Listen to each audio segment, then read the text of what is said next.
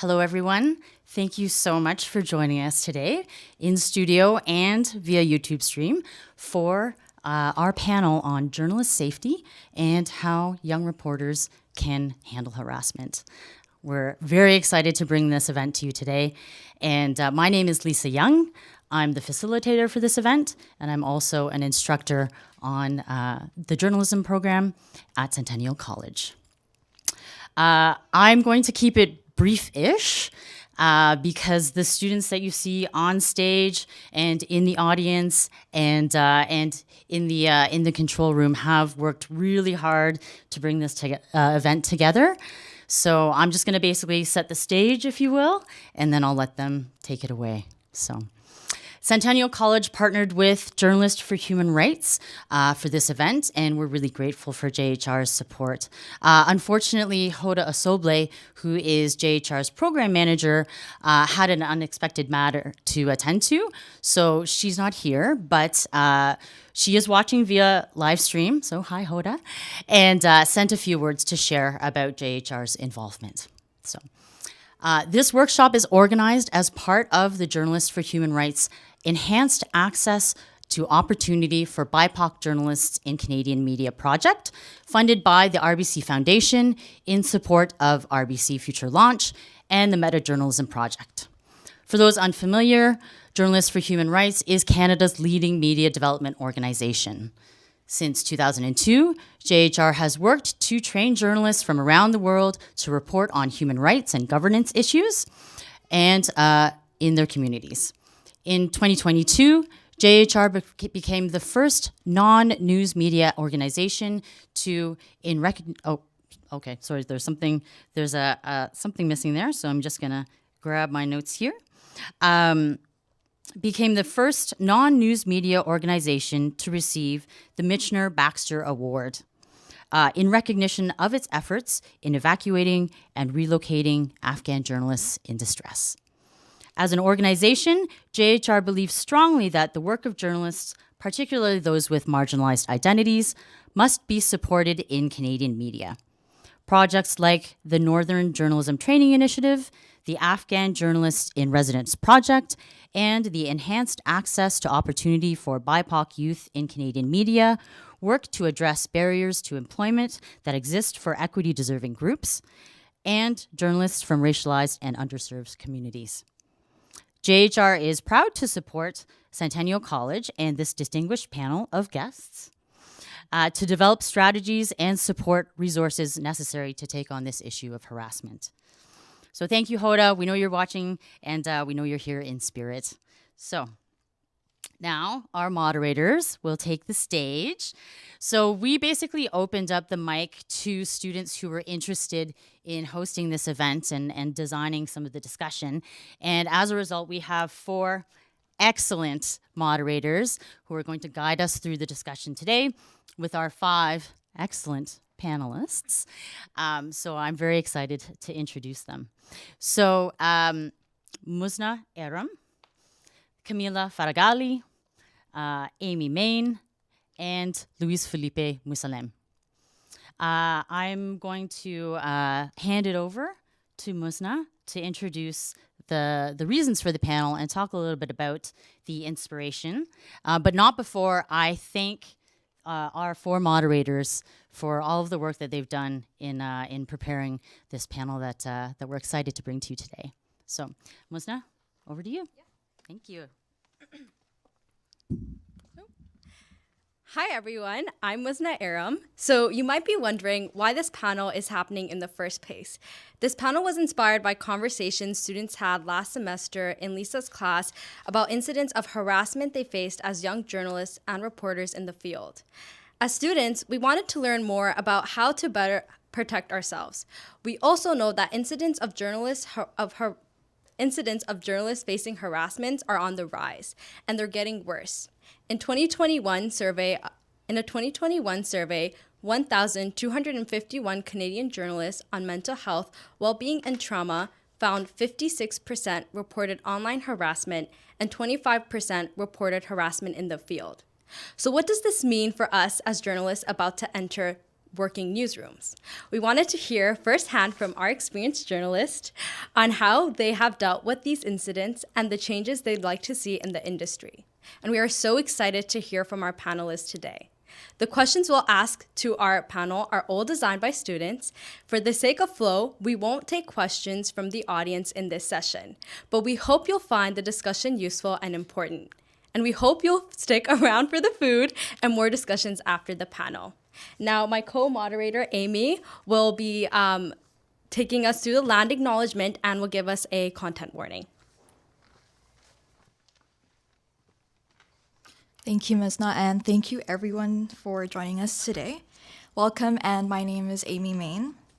Centennial College is proud to be a part of a rich history of education in this province and in this city. We acknowledge that we are on treaty lands and territory of the Mississaugas of the Credit First Nation, and pay tribute to the legacy and of all First Peoples of Canada, as we strengthen ties with the communities we serve and build through the future through learning and through our graduates. Today, the traditional meeting place of Toronto is home to many Indigenous people from across Turtle Island, and we are grateful to have the opportunity to work in the communities that have grown in the treaty lands of the Mississaugas. We acknowledge that we are all treaty people and accept our responsibility to honor all our relations. As you know, our panel today will cover harassment, discrimination, trauma, and mental health, which we understand can be distressing and disturbing for some. If any member of the audience on the panel feel like they need a break or cannot participate further, please feel free to step out at any time at your own discretion. We want to create a supportive environment for our panelists and our audience, and we have counselors Amita Singh and Counsellor Kevin Borns on hand for any support that you may need or feel that you need after the panel. Amita and Kevin, may you give a little wave so people know who to check in with after. Thank you. Camila will now introduce our panelists.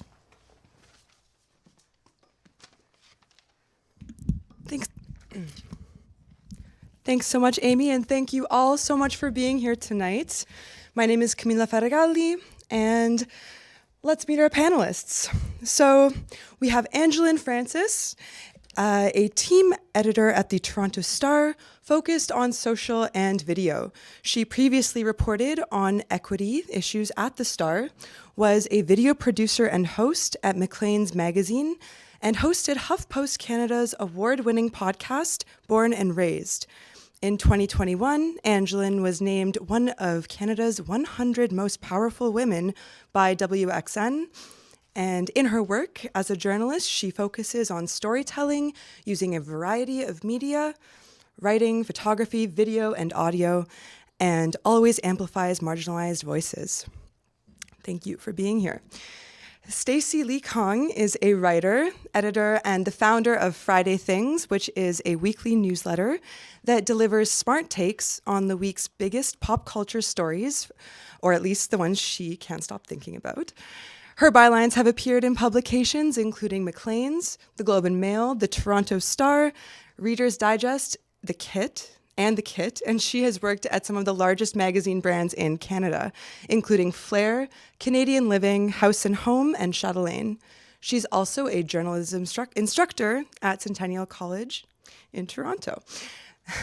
Maham Apti is a graduate of the journalism school at Toronto Metropolitan University and started her career working at HuffPost Canada as a front page editor. Maham now works at Global News, where she has previously been a breaking news reporter and supervisor, and is now a network managing editor. Maham has also briefly worked at CBC News as a senior producer and has dabbled in teaching in journalism at her alma mater. Ian Kennedy is a journalist and author focusing on social issues in sport, primarily hockey.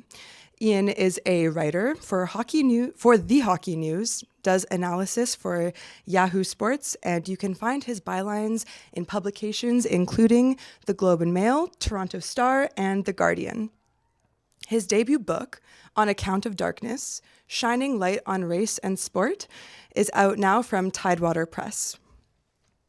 And finally, Amita Singh is a senior with the Center for Accessible Learning and Counseling Services, otherwise known as CALCS, as well as the Sexual Violence Support Coordinator for Centennial College.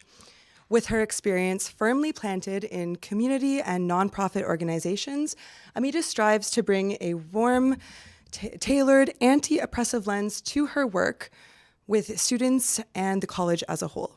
She offers access to information, counseling, referrals, advocacy, system navigation, support, and much more. Welcome, panelists. Are we all ready to get started? Yes. Okay. Okay, so to kick off this discussion, let's get clear on what we mean by harassment, whether it's in person or online. So, panelists, and maybe we can start with Angeline, actually. Can you share how you distinguish harassment from fair criticism? For sure. Thank you for having me. I think to define what I think of as fair criticism, the way I look for that in a comment that I get on an article is I ask the question if the person is in good faith and genuinely trying to improve our journalism, trying to make our journalism more fair. Are they trying to accomplish this? It can even be emotional. It can be hostile. It can maybe have like those human emotional elements to it. But if that's ultimately what their statement's trying to accomplish, I think of that as fair criticism. And I think for harassment, it can sometimes pretty easily be distinguished by if it is personalized, if it's about the journalist and it's not at all about the story, if it's a comment on our gender, on our religion, on our just totally off base. There's so many different examples, I think, of this, and they can be pretty easily, I think, once you start reading through them, you could kind of see the difference. What I find interesting is how often people or the general public sometimes assume that journalists are complaining about fair criticism when we're complaining about harassment. And then sometimes all it takes is someone to read through and see, no, this is not someone saying, why were you covering that story? It's a waste of time. That rolls off your back. This is very targeted, very harassing, and something that you shouldn't have to deal with when you're working. And often includes threats, right? Mm-hmm. Like, it's not just that it's someone, every piece of feedback that we get is not necessarily harassment, even though some of it is not very nice. Like, I wrote a piece for the Globe this week about how our language is changing faster than our actual behavior in the workplace. And so women in particular are coming up against feeling like things are progressive, but we're still subject to the same kind of old-fashioned rules about professionalism and appearance. And I got some feedback from, I'm sure, a lovely man named Rod, who, that was like so much sarcasm, you guys. Rod is not lovely. Rod is telling me how it's actually not fair. And, you know, if men were treated the way that women were treated, then his argument wasn't very clear. That's not harassment, though. That was just annoying. When it gets into the realm of harassment is when there are people saying that they're going to come to your house and they're going to do something to you. And that could be sexual violence. That could be physical violence. That's what like the threat element for me is really important. Because as Angeline said, if you don't like my story, like, no big deal. That doesn't matter. If you don't think I did a good job, okay, well, I would prefer concrete criticism about what I could have done better. But if what you're doing is personally attacking me and then saying that you're so angry about what I wrote that you're going to actually, like, hurt me, that's very clearly harassment, I think. Absolutely. No, it's a super important distinguishing factor. Do you have anything you'd like to add? Yeah, I think one of the things that I often tell young journalists is that be vigilant, and if something makes you uncomfortable, even if you're not sure if it's harassment or not, make note of it, because sometimes people that, hate online almost as, a job or a career can be really smart about it, and sometimes it's veiled threats. And so if it makes you uncomfortable and you're not even sure if it's harassment, always double check, ask someone else who might know better. And also always just keep an eye on who the person is, because even if one email isn't harassment, the same person emailing you over and over again is harassment. And so sometimes it can be difficult to tell right at the beginning. But yeah, just keep an eye on things. And if something makes you uncomfortable, just flag it, even if you're not sure. Great, thanks.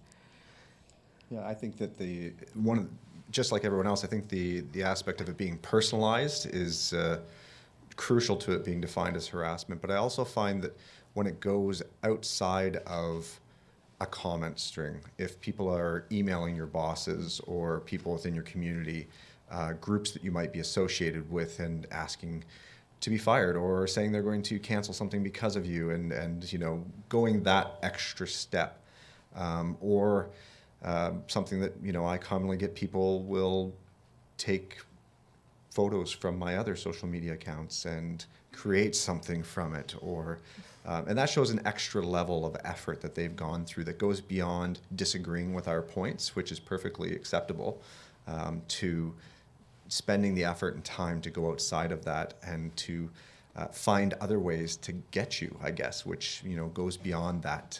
But also the fact that just the people that would want to make fun of you or call you names, that could be an emotional response, but also if it's them every single time over and over and over, that repetitive nature for me would equal harassment. Yeah, it's quite targeted, it sounds like, a lot of the time. Well, not from a journalist perspective, but for me in my work, it shows up harassment is inappropriate, unwanted attention, right? And so something Maham said that I wanted to pick up on was, you might not always know. Is it harassment? Is it critique? But I would say trust your gut, right? That's your boundary. Your gut will tell you what your boundaries are. And if you feel like something is, kind of in that gray area of like, I'm not sure if it's criticism, I'm not sure if it's harassment, kind of, it's hard to pick apart. Your gut will often tell you, like, this doesn't feel above board. And then I would definitely say, yeah, like, check with your colleagues and check with your supervisors.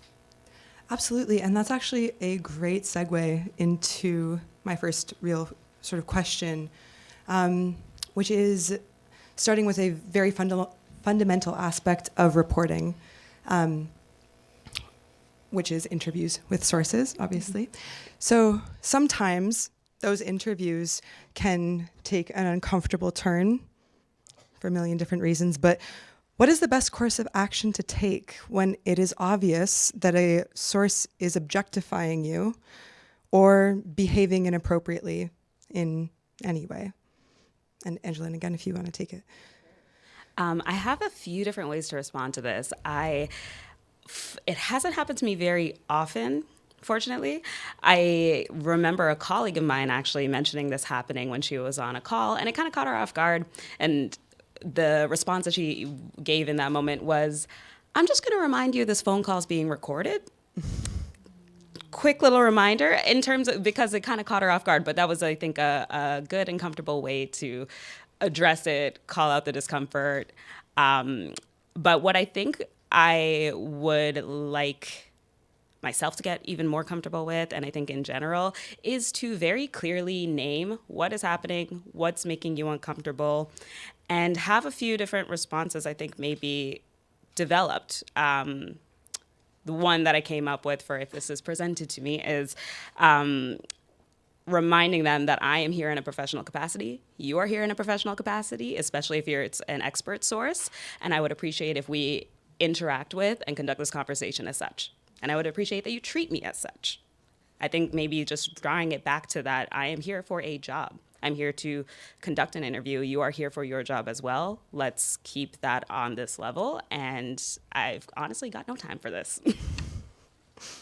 This has never happened to me before, honestly. So I also, when I was thinking about the questions, didn't really know what to say. I think I know that my impulse often is to ignore those kinds of uncomfortable situations or pretend they're not happening. And so I also would like to get more comfortable with naming what is happening. I have had to remind people, jokingly, not jokingly, that this is a professional conversation. But it's kind of hard because my interviewing style also is, so mostly I work in the lifestyle space, and my interviewing style is very conversational. So we often do go off on different directions. One thing that I think is important to note is that there's a big difference between what you can do when you are doing a Zoom interview or a phone interview versus when you're doing an in-person interview. And so I would encourage people to also think about like personal safety in that calculus as you're thinking about like whether you're going to call something out or not. I do think my goal is to get to the point where I don't have time for this, and it's also going to upset me, and I'm going to think about it later. So I would rather just address it, but that's not always realistic, especially depending on where your identity intersections are. So there's the like, call it out if you can, but also if you can't, just keep it pushing, finish the interview, especially if you're in person. I think there's maybe a little bit more freedom to say something like that when you're on the phone or on Zoom, but especially if you're at someone's home or in their office, or like there's just so much more that goes into it for me that I think it's worth thinking about as well, even if I do agree that our goal should be to call it out, because when we don't call it out, it just keeps happening. Well said. Yeah, and I think I would just add that, I agree with everything that was said, but in addition to kind of during the interview, you want to always prepare before and do background research and make sure whoever you're meeting with is, someone that you feel comfortable around and someone that you can trust, even just on a professional level. Always try to do interviews in public.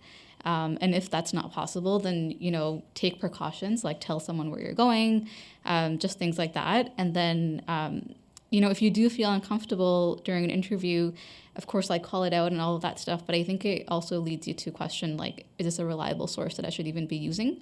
And is this a voice that I want to be amplifying?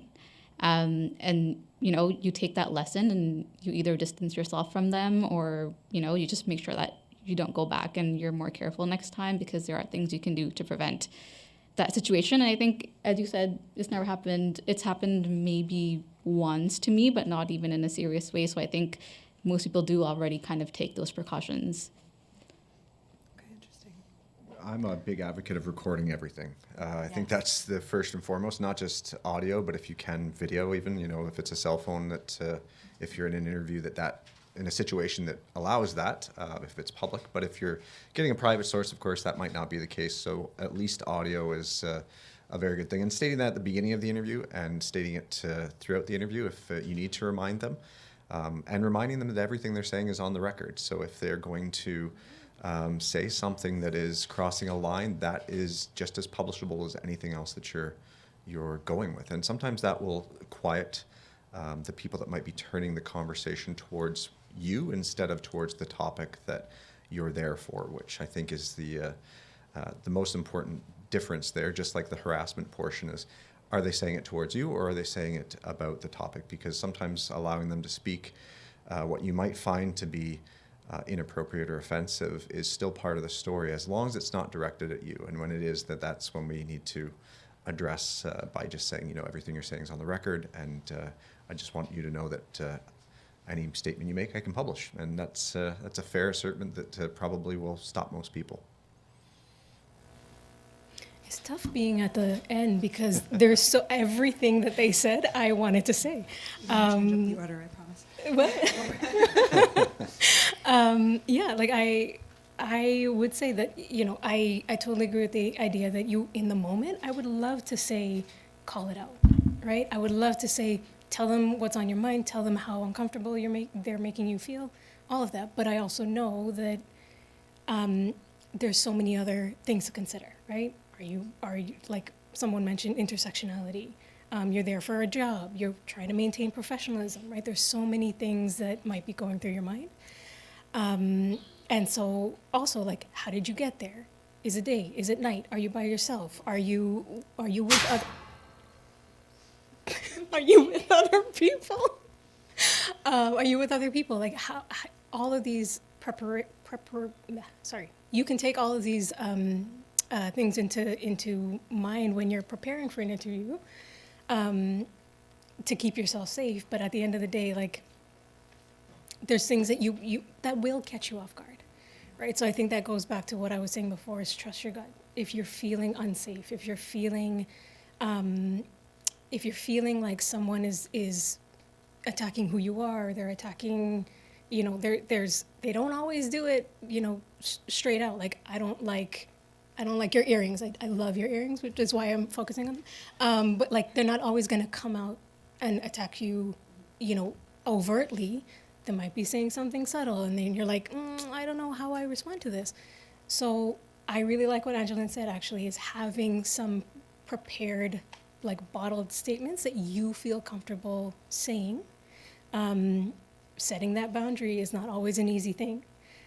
So practicing that stuff beforehand, knowing what you feel saying in your own words. Often for me, this stuff has happened to me in a counseling environment.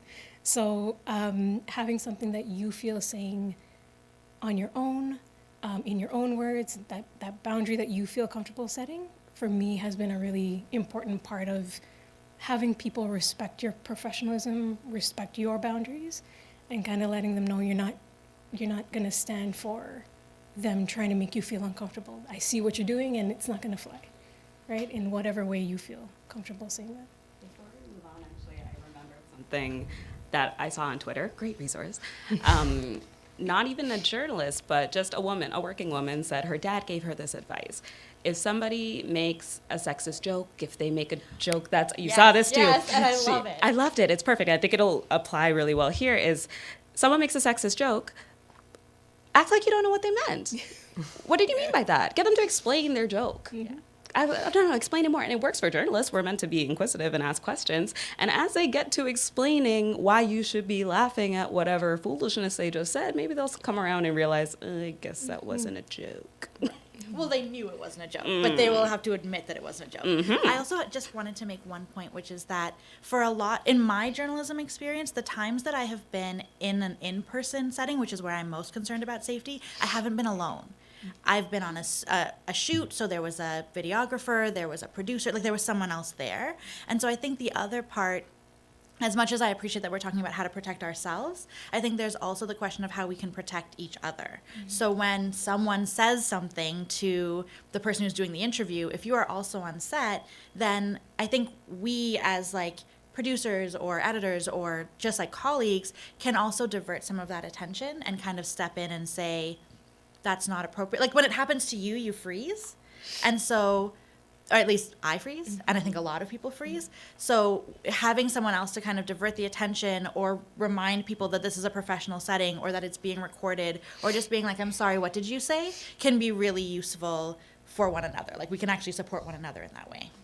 Absolutely, yeah. It can be much easier to jump in when you see When it's something not someone you, like, it's exactly. not you being the one who's like, what did you just say about me? When it's someone else. And then, but I really, really love, like, just ask people to explain. Please break down why I should be laughing. Gonna remember that one. Thanks, guys. That's fantastic advice. I'm going to hand it off to Muzna for our next questions. Yep. So I know Stacy just touched upon this a bit, but we've been told for our school assignments to go out in groups or pairs, but we know sometimes that's not possible in a working newsroom. What advice do you have for student journalists who are anxious about working alone in the field? And I think we can start with you, Stacy, first, because you just mentioned it, and then everyone else is free to add on. I think there's already been some good advice that's been given about protecting yourself in terms of trying to meet in public. I think everything should be as official as possible. So ideally, not just people on your end, so not just your editor or your producer, they should know where you are, but ideally there's like someone else that you can CC on the email as you're setting this up and set it up through email so that there's a paper trail. So maybe there is this person's PR, their PR person or whatever, so that there's more people that are aware that this thing is happening and it is an official thing and it's a professional thing. And I think actually a thing that I'm going to do is start to develop those scripts, because for me, I've never had someone objectify me, but I've definitely had people minimize my professionalism or act as if I don't really belong there. Like sometimes the harassment is not so clear cut. It's not like sexual harassment or physical violence. Like sometimes it's just garden variety sexism or garden variety ageism. And so that preparation can be really helpful as well, I think. But yeah, I don't know. I'm very curious to hear what other people have to say, because my big thing is like, just don't go alone. Call them. I do all my interviews by phone. Yeah. I think I would say if you have to go somewhere alone, maybe, I've been in a situation where I had to go to a protest, and it was my first time kind of going out into a protest environment. I was a student journalist at that point too. And what I think is just, first of all, tell your editor if you feel uncomfortable before you go. And that way they can talk you through what to do, what not to do, and they can give you advice for that specific circumstance. If something is super risky, like, I don't know, like a freedom convoy, if you're working for an organization, they should be providing you with security. And if you feel like that's a reasonable sort of situation where you need security, just be vocal about what you feel like you need. And if it's, just kind of like a protest, the one I went to was about raising minimum wage. So it wasn't anything, that had the potential of getting violent or anything, but I did just take it slow. I went and I didn't make it obvious that I was a journalist. I just kind of stood around, I observed, I saw who might be more, I guess, people who might be easier to talk to. I kind of went to the people who were standing around rather than yelling. And then I slowly got more comfortable and I went to sort of the leader. And so I think it's just, take things slowly. And also, of course, if you can go with someone. If you can't go with someone, just tell people where you are going and check in every few minutes. Just take regular precautions, like don't put on headphones where you can't hear things. Be aware of your surroundings, kind of the stuff that you would do anyway. Yeah.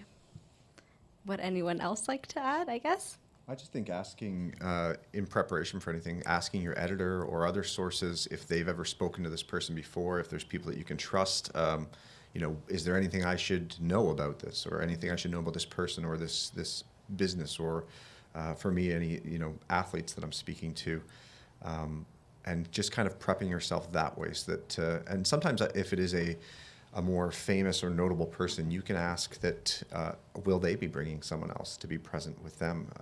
You can ask for someone else to be at the interview, and that's oftentimes that could be an agent, a coach, someone from their marketing team or whatever it might be. Of course, the more risky and provocative type stories that we're telling, the less likely that is, because we're going to be probably digging through other things, but setting yourself up a little bit with private, not sharing too much of your own personal information. I know that oftentimes we try to relate to the people we're interviewing and connect with them, but ensuring that we are, aware of what portions of ourselves we're sharing with others is, I think, very important, so that there's no risk of doxing later or having them make any other comments, or making sure that your cell phone number is hidden when you're calling people, or whatever it might be. Just simple things to remember that you're a professional, almost trying to enter this as an anonymous person yourself, and coming out of it as an anonymous person, or as a separated person from the story. Because as soon as we get into that habit of, which we all do, I think, of trying to connect with them to get more information, we need to be careful of what we're talking about there.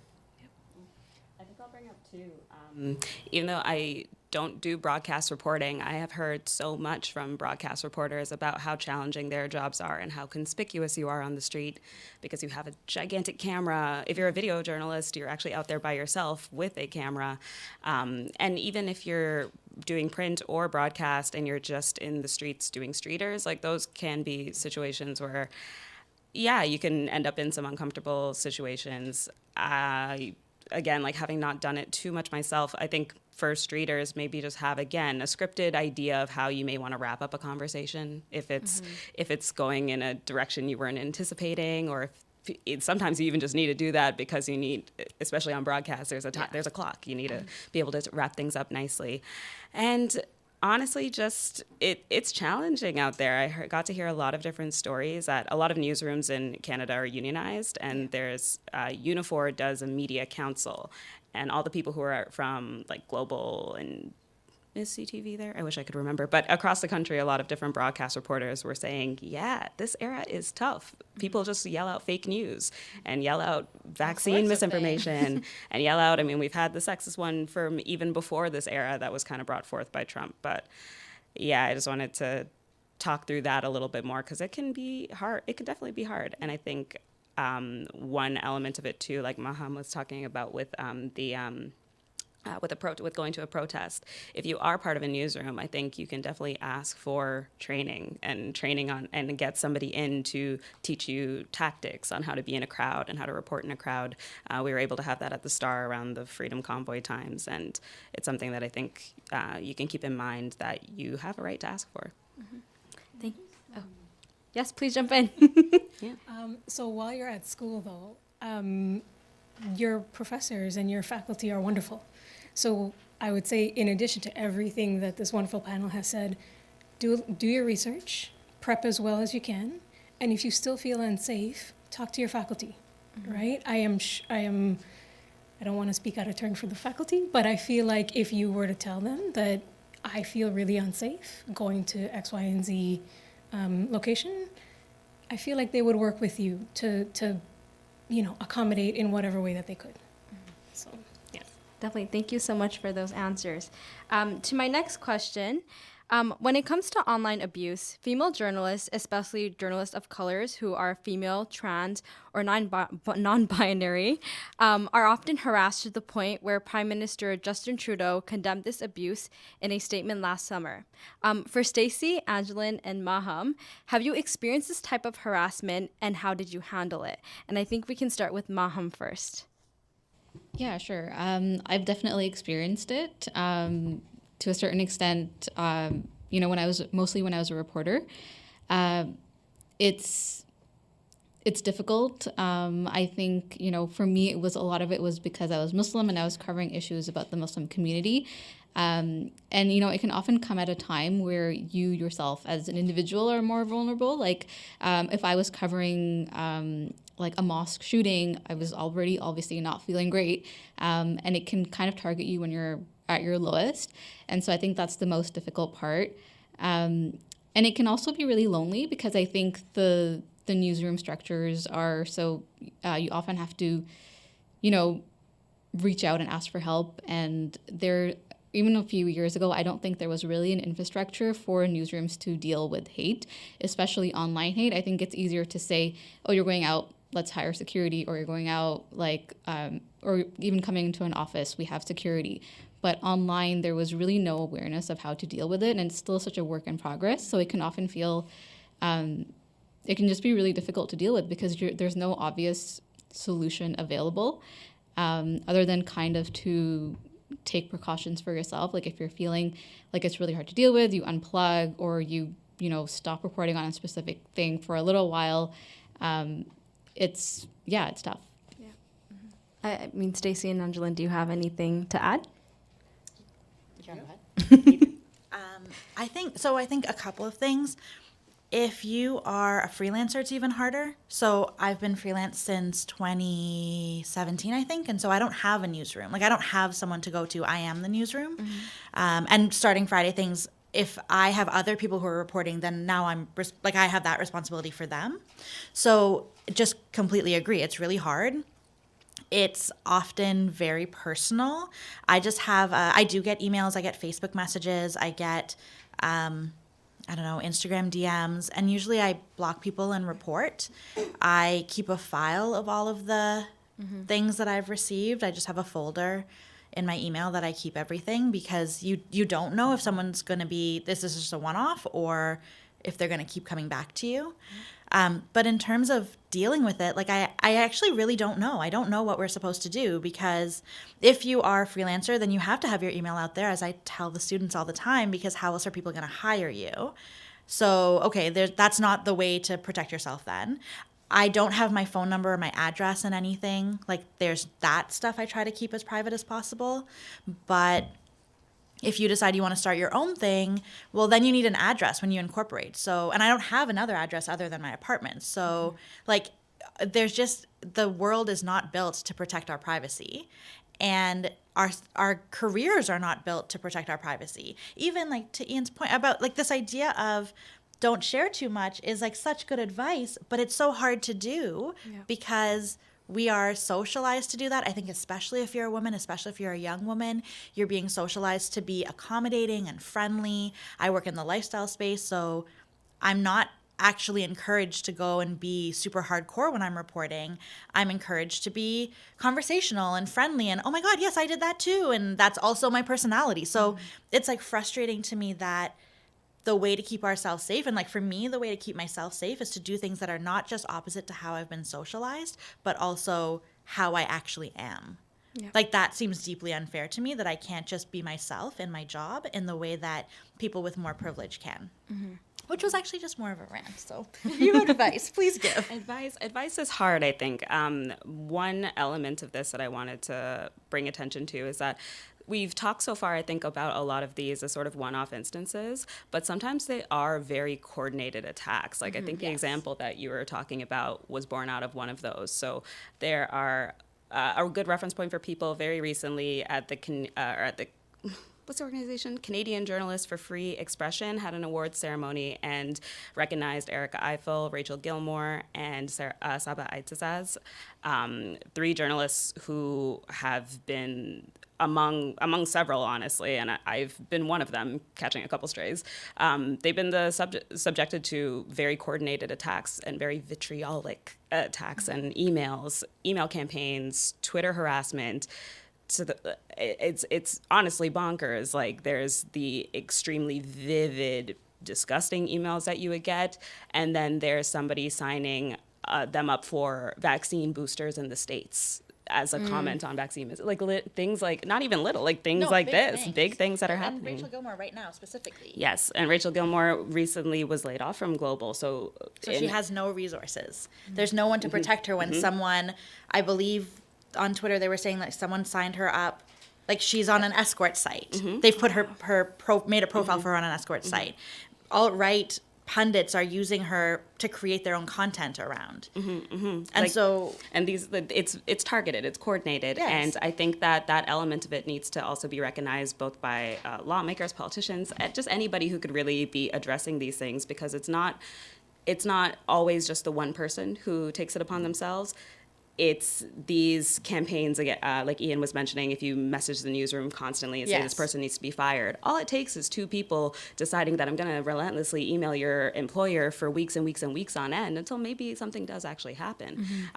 But I think that's an important element of what we've been facing with online harassment these days that needs some strength behind and needs figuring out. I think that we haven't adapted very well to this new digital landscape of the world, and everybody's playing catch up on so many different fronts, whether it's like Facebook algorithms and whatnot, but this is one that I think needs a lot of attention from different industries.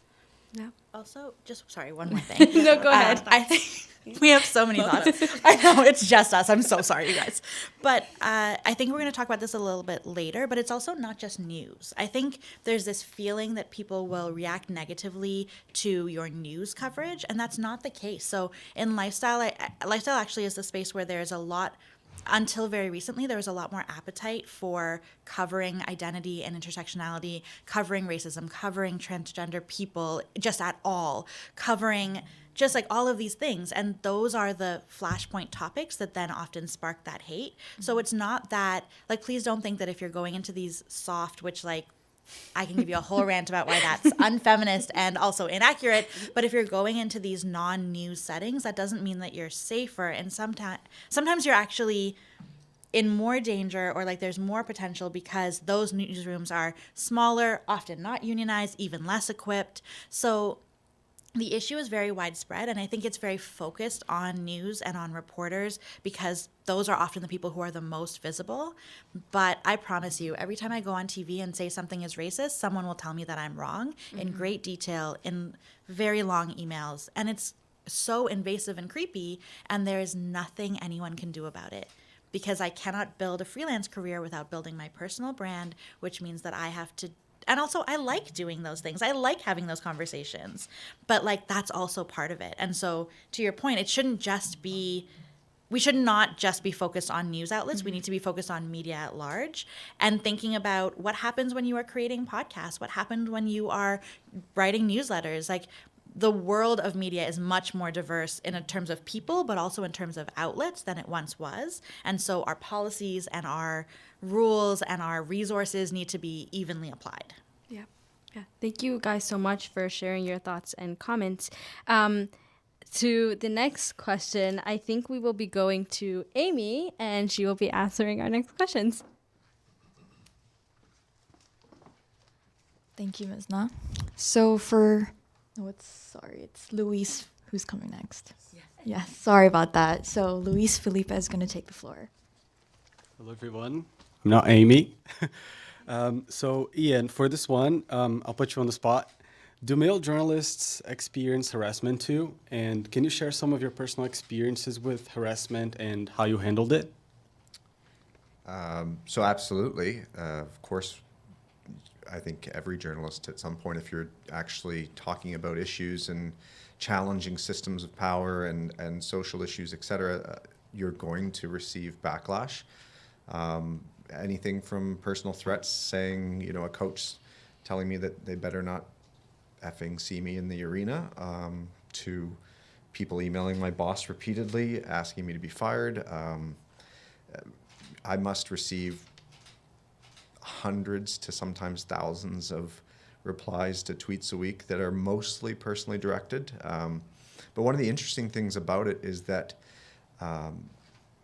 I think because I come from a place with a lot of privilege, that it's a really, and in sports, it's a very toxic, hyper-masculine, misogynistic realm of journalism. So often the first recourse that these harassers will go to is to challenge, I guess, my masculinity, or to feminize me by making misogynist or sexist or homophobic slurs towards me. So it's, it really, as soon as you're in that realm, challenging those structures that are in place that oppress people, even from a point of privilege, the masses will then try to place you as an outsider, where I get denied access to certain NHL teams or whatnot because I might have spoken out against something that one of their players said,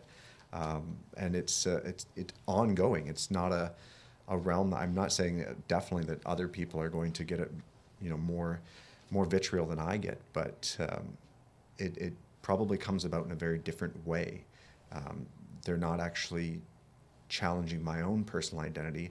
They're trying to place a different identity on me that they find offensive, and thereby, re-upping those oppressive ideas and additionally marginalizing other people that might want to be in the space. So it is a very interesting thing, but definitely, especially in sports journalism, if you're trying to speak against the toxic cultures, the abusive cultures, the violence in sport, the harm that athletes face, and go outside of just the scores and serving as a PR department for a multi-billion-dollar corporation, you're going to be attacked because they do not want the systems that they've put in place that serve them well, whether that's white supremacy or misogyny. They don't want those things challenged whatsoever. So being someone that can be on the inside because of privilege definitely doesn't make you free of that, but it's probably in a very different route than other people get, because at least I was privileged enough to be able to get on the inside. So it's a very unique situation, I'll say. Thank you. And the next question that I have is, if you're involved in an incident of harassment, what should you do about it after? And what are the steps that journalists can take in telling their superiors? Can we start with you, Maham? Yeah, sure. I think, the first immediate step is to just make sure that you are safe. I guess it depends on exactly what the situation is, but if it's a physical thing, then, make sure you get treatment or whatever it is that you feel is necessary. And then the second, I think, is to, tell people, because I think sometimes as a journalist, you kind of have there's this notion that you should just be tough because you're in a tough field, and that you need to suck it up and, move on as part of the job. Those things aren't true at all. And so the second thing is to tell someone and to get additional help, whether that's mental health, whether that's guidance on next steps. Don't just keep it to yourself. And even if you don't feel comfortable necessarily telling an editor, tell a peer, tell a family member, anyone that can kind of guide you. When it comes to telling your superiors and, more of like telling management and all of that, I think it can be difficult. And I've been in positions where I've encountered things and I don't know if I should tell someone, because if you tell someone, it turns into a bigger issue. Maybe HR gets involved. It just snowballs, and it can be a lot to deal with in addition to regular work and things that you have on your plate. I think, if you're in a situation where you don't know if you should tell someone, talk to a peer who can help you, talk to someone who might have been through it, even if it's not someone in your workplace. Maybe you have a journalism instructor that you don't see often, you don't talk to, but you can still reach out to people, so don't feel like you're alone. And then I think with telling superiors, I would just say be really vocal about what you need. Sometimes there are things that you are entitled to that you might not get right away. Maybe it's a management thing, maybe it's just that they don't know what to do. So if you feel like you need something, ask for it, even if that's like time off. If it's mental health support, in my opinion, like every newsroom should offer free mental health support. If that's not the case, then be vocal about it, say you need it. And I think, if you're not getting what you need, then you need to kind of fight for it. And I've been in the position where it's the last thing I want to do, but you just have to kind of fight for it. And I wish there was almost an easier answer. But often, honestly, there is not. What I can just say is that have a support circle that you can rely on. Angeline? I think the standard documenting, making sure that it's that all of that management is aware of it. And I really disagree, honestly, a lot with what Maham said in terms of being vocal about what it is you need, asking for these things, because yes, very often you are entitled to it. And I hope that a lot of newsrooms are recognizing that sick days aren't just sick days anymore. They're mental health days too. If I'm not going to be of any use at work that day because of what's going on, then I think take all of that into account. This may take things in a broader direction, but something I keep thinking about is how can we combat the climate around media right now? It's kind of surreal that I started my my journalism career around the time when Donald Trump was every other word, fake news, fake news, fake news. And then now years later, seeing the impact that really has had. And that combined with the fact that our industry isn't what it used to be. It's not as well supported. We don't have as many staff. Sometimes we do our job to the best of our ability, but we're covering this story, we can't reach every single one. And people take that and lose trust in us. And that combined with just this idea that our job isn't to be respected. What can we take with that and do? Are those conversations that we need to make sure we have and explain to people what it is a journalist does? Because you'd be so surprised, to lighten it a little bit. I was listening to a podcast recently I got into that's about Law and Order SVU episode recaps. Hilarious. I love it. Love it. But when they're on a tangent, they were talking about the Associated Press. And I was like, oh, you two are grown worldly people, and you don't understand how a wire service works, because they didn't quite understand why so many news outlets could publish the exact same article. Little things like that, like media literacy, I think it's not to the same question of when you're harassed, what do you do? But when we're thinking about why harassment is such an epidemic right now, these things I think need to be tackled as well to try to reduce it overall. Yeah, I totally agree. And I think media literacy would solve so many problems in our world, not just harassment. But I do think there's also that lack of respect. If there's already a lack of respect for women and young women and racialized women and trans women and disabled women, then the fact that people don't understand what we do, there's this culture, I think especially on TikTok, but not exclusively there, about nitpicking and it's like the true crimification of everything. So that idea where audiences think that they can better solve a mystery because they have access to all this information, and then you go on kind of a wild goose chase across the internet and inaccurately highlight someone as the main suspect that like has nothing to do with this. I think the same thing happens now to journalists, and it's the people who are most marginalized that get that the most. So that's part of it. And I think the other thing too is sort of to the point that everyone has been making about newsrooms being under-resourced. They absolutely are. People are doing 7 jobs for half of a salary at this point. But if we don't focus on these things, we're going to lose, in the same way that when you talk about unpaid internships or you talk about all of these other ways that make journalism unequitable, if we don't have stringent structures in place to support the most marginalized people, then we will lose them. Like we're just not going to have the voices that we need in newsrooms. So it actually is like incumbent on any outlet of any size to think about how you protect your people, because otherwise, like, I would not be still doing this job if I faced some of what young journalists today are facing. Like, I am too soft a person, actually. I would have gone and gotten a job somewhere else doing something else. So, and even just from a personal safety perspective. And if we don't have those voices, then we don't have strong journalism, and we don't have the perspectives that we need, and we don't have the real coverage that we need on these issues. And like, we could just go on and on and on forever. So I'll stop now.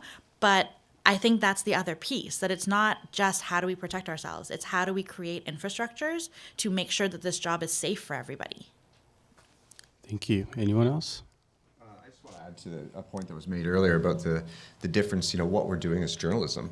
I get told all the time to stick to sports and to only talk about the scores and the trades and the free agency. But I don't really feel that that's necessarily, that's wonderful. It's a great spice in media for a lot of people to be. But when I'm choosing to discuss issues, I also recognize that those types of comments, the hatred and the vitriol are going to come from that, because you are challenging things that people love. But we also have to understand that sports are not equitably available to all people. So it might be a space that people just want to stick to sports, but racialized communities, the LGBTQ plus community, they're not equally given that ability to just go to sports and have fun and relax and be free of that idea that it's just something that we can stick to. So it depends on the conversations, but to the safety portion, report.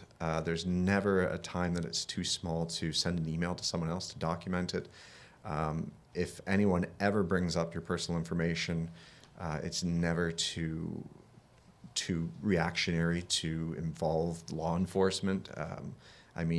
There's no story that's worth your own personal safety, and I firmly believe that. So I think that reporting everything, screenshotting every last conversation you can, if it's on an outlet or a social media network that could disappear, and just documenting. But definitely, I don't think any colleague in the building of any place you work would be offended by you sending an email saying, hey, I just want someone else to know I received this. Here's a screenshot. Here's something that I've been dealing with. What do you think? And can you just keep this as well so that there's a second record? Amita? Can you reiterate the question for me? Absolutely. So, if we are involved in an incident of harassment, what are the steps that journalists can take in telling their superiors? Okay, so I'm going to give you a perspective from like the Centennial School perspective. So because you are all still in school, you have the support of the school. So again, everything that the panel has mentioned, you prepare, you do your research, you make sure that you have taken every precaution that you can to be safe. And if something happens, let someone know, right? So let your professors know, you can let the CALCS office know, you can let security know depending on where you were. But I agree with everyone. Let somebody know what happened, document it, especially your faculty. If my experience with your faculty when I was working at Story Arts which was wonderful, faculty were great, let them know, right? Let somebody know. And I'm going to tout the CALCS office, not because I work there, but just because it is a really good place to consider your options, right? So CALCS, the way that I see it, is kind of like a timeout. So you book some time with a counselor. We can go over your options with you. You can tell us as much or as little as you want. It's all confidential. And then we can move forward in a way that you feel comfortable doing, right? So that might mean connecting with your faculty again. That might mean connecting with security. But ultimately, you are in charge of, you are not in charge, you are in control of how we move forward. So bottom line, tell somebody. That's great. Thank you. So now it's Amy's turn to talk to you guys about self-care and mental health. So thank you. So this is kind of like a transition from our previous topic. Next question is, how can we as student journalists take better care of our mental health as we enter a very fast-paced and sometimes very overwhelming industry? Would we be able to start with Amita? I get to start first this time.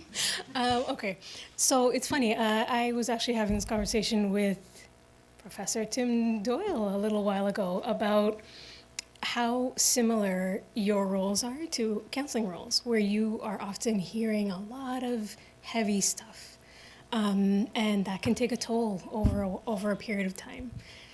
So it's gonna sound cliche, but I'm gonna say self-care. And what I mean by self-care is having a clear plan in place for how you're going to shake off the energy is the word that comes to mind, for the phrase that comes to mind for me. It's not just about bubble baths and like Lululemon yoga pants, right? Like that's not self-care. I think that's often what we hear about self-care. That's what I hear as a counselor, and it really doesn't work. In my opinion, it doesn't work for everyone because that's not doing enough to address why you're feeling the way you're feeling, to process what you might be going through, and then kind of heal and replenish, right? So what I would say is, have a plan in place, have your people in place as well. Peer support is such a huge part of self-care, right? That debrief that you can do after something just throws you for a loop. That to me has been such a huge part of my self-care, and really just finding a way to shift the energy from something really heavy or sad or upsetting or whatever the case may be into a space of understanding why you're feeling what you're feeling, because you feel your feels, right? You are more than, like I said before, trust your gut. If you are feeling upset, there's a reason you're feeling upset. Process that, and I want to say, like, learn from it, or acknowledge that you're allowed to feel this upset in this moment, and move forward with that. If that makes sense. Thank you. Does anyone else want to chime in? Anyone who wants to? I'll dive in. I think Sure. that, I'm a little bit older, so I came from an era when probably I sent my first ever text message at about the age of the students that are in this room. So I think really a lot of our jobs revolve around our connectedness with our technology. So taking that time to separate yourself from that device is really healthy, and I struggle with that probably as much as anyone. And also understanding that your story, if you're telling a story or writing a piece or whatever, is a story. And it's a piece of news, it's information, but the replies and how people react to that is not your responsibility. If there's 100 replies and a lot of them are hateful or in disagreement, what the story makes other people feel, the emotions that they have from that story, is not your responsibility to reply to every time. Your responsibility was to tell a factual story and put the information out there. And then if you think that something that comes up afterwards warrants a follow-up, you do that. But I think allowing the story to stand on its own merits and not feeling like you have to dive into your own comments and replies every time to defend that, I think is it takes a lot. Definitely takes a lot. I used to reply to a lot of people, and now I reply to none. And I think that's so important. And then just setting down that cell phone or your laptop and carving out a very scheduled time that this is, it doesn't matter what the news story is, this is not part of that. And, knowing that your involvedness in that is going to impact your family and your relationships and things like that as well, if you can't disconnect from those things. All of the things that are our own personal health, you don't go to the gym and run for 10 minutes and then pick up your cell phone to see who tweeted you, right? Like, you shouldn't do that. And the urge is going to be there because we feed off that excitement of the story and finding the news. But that whole disconnect is really crucial. And then just, like I said, for me, it's been letting the story stand and not feeling like once it's out there, it's my responsibility to explain it to everyone. Thank you. Does anyone else want to have any other thoughts?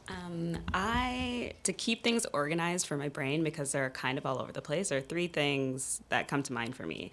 There's the self-care things. For me, exercise, going for fresh air, for a walk. Vitamin D on your skin is so nice. Take a vitamin D supplement. It'll help your mood a lot.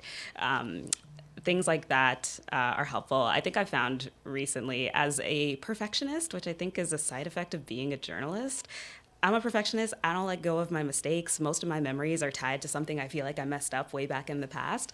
But having a healthier relationship with that, I think, is super helpful because mistakes are how you learn. You're human. And a technique I found that's helpful is I need to kind of talk to myself. Sometimes things will be percolating around in your brain and just driving you in circles. And if you maybe say something out loud to yourself, it kind of will stop the thought, it'll confront it, it'll pause it, and I think it could probably apply if there's some sort of, if it's harassment that you're facing and it's driving you around in circles, having those like conversations with yourself to kind of regain control of your thoughts would help. So that's kind of mental health side. It's so great having friends who are not in this industry. Have your circles of people who know nothing about current affairs, know nothing about journalism, because it is such a nice break. Well, for one, it's actually kind of good for stories. You'll find out what people are talking about that isn't on Twitter, which is kind of an echo chamber of journalists very often. But you can have that moment to disconnect and to maybe like let go of some things that aren't tied to personal safety, aren't really intense or anything, but maybe just be like weighing on your mind related to the day-to-day work. And it's so great to just go to somebody and maybe even be ranting about something to go on with work and them say, okay, let's talk about something else. Let's like go over here instead. And then I think a third is, and I've seen people maybe talk about this in relation to dealing with layoffs. I've been laid off twice, and I know a lot of colleagues who end up getting laid off too. And I think that being a journalist is one of those professions that feels like it's so wrapped up in your core identity and in your value and your offering as a human being. And it's something that people get really excited about when you introduce yourself as a journalist. But it's not ultimately the only thing you are. It's not who you are. It is your job. It is a passion, maybe. It is how you make money. It is an element of who you are, but it's not the only thing about you and the only thing of value to you. So I think having that space between your profession and other things that have to do with you can definitely help manage this very heavy career. Yeah. I think there's some practical things we can do. I think you can think about your privacy settings. You can go into Twitter and go into Instagram and see who can send you messages, who can send you replies. My Twitter automatically hides replies that seem mean. I don't know how I did that, but there's a way. So like anything that seems like it's from a bot or from a troll or whatever, I don't have to see. I have to make the choice to open up that side of my comment section. I never read comments on anything, especially on big outlets. Like when I was an intern at Toronto Life, I realized that there was a group of people who used the Toronto Life comment section like their own message board, and they were very mean and they hated everything. And so I learned very early that it made no sense. Like, first of all, I don't leave a comment for like anything ever. You couldn't pay me to leave a comment a lot of times unless it is literally my friend and I'm like, oh, you're so amazing, or you look beautiful in that photo. Like those are the comments I'm leaving. So I don't really understand that viewpoint, but it was very illuminating very early in my career that there are going to be people who it has nothing to do with you. You could be writing the most inoffensive story ever. They're going to hate it because that's the vibe. So I don't read those. You also can like restrict who DMs you. You can restrict all of those things. And you don't have to check your request section on Twitter. Like, unfortunately, sometimes I miss out on opportunities that way because people DM me, but my email is on my website, so you could try that. But like that's also why, going back to ideas of safety too, like that's why I want everything to be through email. I don't want you to text me. I don't want you to DM me really. I want to keep my professional life professional and my personal life personal so that I can be like, oh, this Beyonce album is amazing and that's what I want to talk about on Instagram. And I don't want to talk about work there because I need the barrier in my own head. So this is also maybe a professional / self-care thing, but you should ask your editors, like if you're a freelancer, you can ask your editors how they're going to help protect you when, like, everyone has asked for help, but like actually, like, what are you going to do? If this goes viral, are you going to turn off the boosting? So like, is this post going to be boosted on Facebook? And if it goes viral and it's attracting the wrong kind of attention, do you have a policy in place to turn it off? Am I allowed to see the headline before you publish it so I can make sure that I feel comfortable with that? Am I able to, like, whatever, and like from a self-care perspective, I think that's important because it's actually about building relationships with the people that you work with and being able to rely on them so that your editor can then say, I have this, like I'm taking this off of your plate. You don't have to worry about this. Highly agree with going for a walk. It turns out that if you just like hunch over your desk or your kitchen table or on your couch or wherever you're working for hours on end, your body doesn't feel good and then you don't feel good. So do that.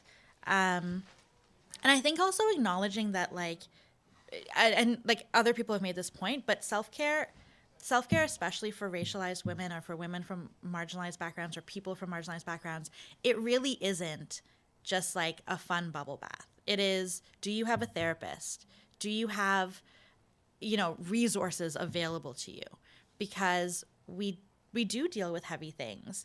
This is a slightly wild story to tell, but at the beginning, remember when the New York Times published that piece about Harvey Weinstein and then it kickstarted Me Too? At the beginning of that, I was working at this publication called Flair, and it had pivoted from a fashion magazine to an entertainment magazine. And we started collecting the stories because all of a sudden many people were coming out with stories of abuse from sort of that they had been abused or assaulted by, I think the list was in the hundreds by the time that we finished collecting it. So we were actually consolidating all of those accusations. And we called it the Weinstein effect, and it was this idea that we were trying to give a sense of how large this problem was. So imagine you are in a newsroom. Our newsroom was mostly young women, some of them racialized, some of them not. And your job was to come to work and look at what was trending and see who had come out with a horrifying story of assault or abuse from a person who was in a position of power against them. And your job was to write it up in a snappy little 100-word caption. Like, that was the job. That was the editorial strategy. And it wasn't like someone told us we had to do that. We were driving that editorial strategy. We decided that was important and useful information. But then we had to kind of understand what we could do to protect one another and what I could do as I was acting managing editor at the time. So what was I going to do to make sure that the young women who were telling these stories felt safe and protected and cared for? Because that's the job of a manager. It's not, did you spell check this? It's not, is this accurate? Like, those are all important parts of our jobs, but I have a lot of concerns about the type of management that we receive as journalists, because often that part isn't part of it. It's not about caring for people. And we actually really have to. So for ourselves, like, we need to feel empowered to demand that type of care, because no one's going to just offer it to us. No one's going to be like, unless you are coming up and you have experienced what it feels to not have that, if you haven't experienced the lack, I think sometimes it's hard to remember that, or you have 7 jobs or whatever. So we have to then say, I need a break. I can't tell this story. I can't cover this story right now. I need something else. And then as managers, we need to then say, okay, and that can't have professional consequences. That's not a self-care tip at all, sorry, but that's my intersectional feminist take. Thank you so much, everyone. We really appreciate you guys being vulnerable about the things that you do to help take care of yourselves, and it will help a lot of us for sure. So the next question is, how can journalists best support each other? How can male journalists support female journalists? And how can allies support target journalists and managers support reporters? I think you touched on how managers can support reporters. For this one, could we start with Ian? Sure. A lot of the times I think that, when we're someone that's has a lot of privilege, we do also hold a responsibility in working to break down those barriers from the inside out. I know that, for example, yesterday our Professional Hockey Writers Association announced our first ever women's chapter, and that was a huge step for a 56-year-old organization that at one point wouldn't admit women even as members. So to start a chapter that's now going to cover women's sport primarily is a big step. And, I've worked tirelessly behind the scenes to make that happen. And it's we have those really obvious opportunities, but sometimes it's just like amplifying voices or sending a DM to someone being like, I'm so sorry that someone said that, or asking how they are as a human being. But one of the things that I focused on as, a cis-het white man that writes about social issues is that often I approach my job as a story preservationist, as a booster, not as the storyteller, because I want to recognize at all times that it's not my place to say things. So I'll often ask, the people involved. I want to know what their comfort is with the story and with the presenting it in a way that they feel safe, so that the negative feedback's not coming against them and it's not coming against my colleagues. Unfortunately, in my line, it's still very white and very, it's a lot of men. So there's opportunities to advocate with people that, who should be the chair of this new women's chapter. It should be a woman, and if it shouldn't be a man that just happens to be covering women's sport. And we shouldn't stand for those things otherwise. And but the other portion for me, I guess, and through writing a book that talked about different communities that aren't my own, is just really listening. That's the opportunity we have here, is to hear some wonderful voices. And for me, and I think for other men that are in this role and in journalism, we need to close our mouths and take the lead from other people and recognize that this whole profession gets stronger if we have more diversity, because the whole point of our job is to tell stories. And if we tell every story from the same perspective, it's really boring, and it's not effective, and it's not powerful, and it doesn't help anything. So with that in mind, I'm now going to be quiet and allow the other people on this panel to give their opinion of what men can do to better support the community that's actually involved in this question. So That's a perfect ending. So who wants to? I think I would just add, I think you did a really good job. I think I would just add, in terms of, how you can support each other, is have a group of journalist friends that you can talk to about anything and everything. There's a lot of people in this industry that I respect and I think of as friends, but I can probably count them on one hand, the people that I would talk to about literally anything. Whether that's online hate, harassment, ranting about a story that I was asked to do that I really don't want to do, or something I saw on some website. There are just things that you sometimes need to rant about and get off your chest so that you can continue with your job. And so look for those people, find those people. You probably have met some in journalism school. So hang on to those friendships, make more as you kind of go from organization to organization. But yeah, just find the people that you can trust. Those people will probably guide you through journalism even more than managers, to be honest, at some points. I can, name examples of when I got a terrible amount of online hate and my friend just took my Twitter password and deleted everything for me so I would never have to look at it. And so it's really hard to survive in this industry without having people like that. Thank you. Does anyone else have anything else to add? Adding to that thought in terms of having friends who are very tight, because there is such a different degree of your relationships at work and in your industry. There are people who are like coming to every birthday party. There's people who you say hi to at the newsroom, and there's people who you kind of nod and smile. But when you have those really close friends, bring food by the house. Like I've brought food to friends when they're going through a hard time, or having that kind of personal connection. If you do get the sense that someone's feeling very isolated, dropping by, literally doing wellness checks with people, sometimes that it is needed to that extent. There's things that everyone has talked about before too, about being able to email documentation to colleagues in the newsroom and have them serve that purpose for you.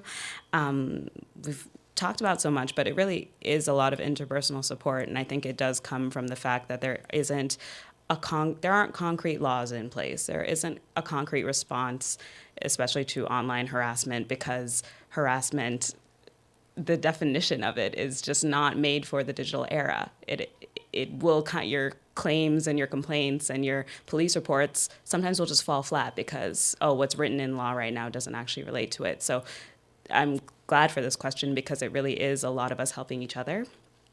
And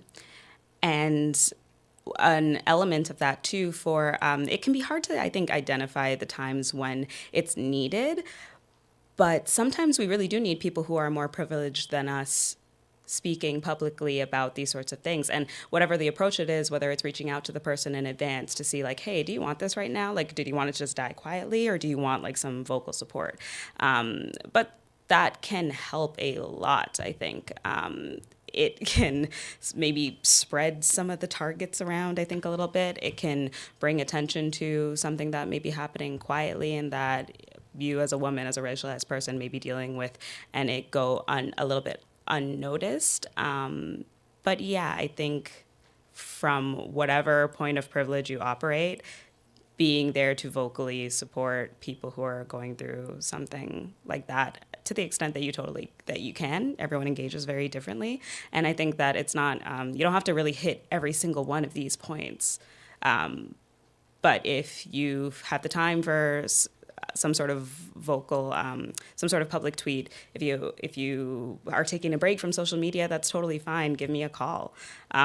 Those kinds of points of connection, I think, really help both in having a strong, supported front against all of this, and then on the self-care and the mental health tip. Yeah.